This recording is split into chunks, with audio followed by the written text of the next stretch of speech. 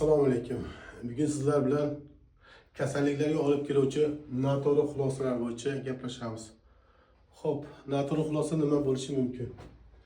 Masalan, kimdir sizni haqorat qildi.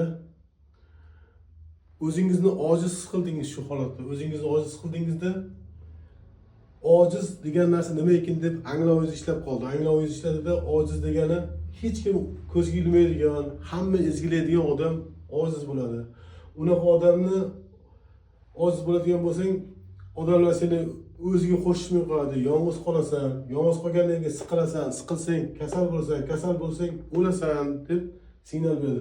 Bu holatga tushmaslik uchun, himoya signallarini ishlat deydi. Ya'ni himoya signallar: xafa bo'lish, jahl, g'am, uyat, zerikish, yolg'izlik, qo'rquv, aybdorlik, hafsala pir bo'lishlik, depressiya va qoch, muzlab qol degan himoya signallar ishlaydi.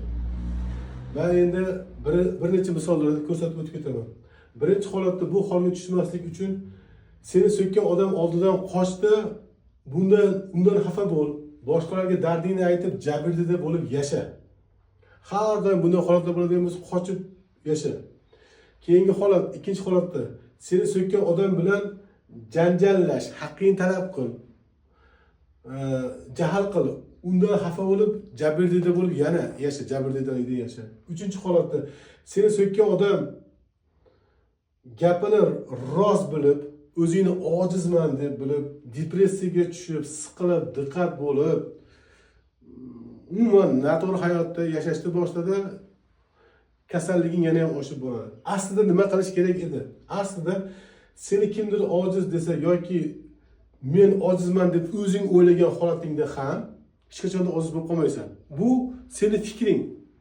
Masalan, meni burnim uzun filman deb o'ylasang ham fil bo'lib qolmaysan, yoki kimdir seni burning uzun fil desa ham fil bo'lib qolmaysan. Shuni anglagan holatda bo'lganda kasallik o'zidan yo'q bo'lib ketadi.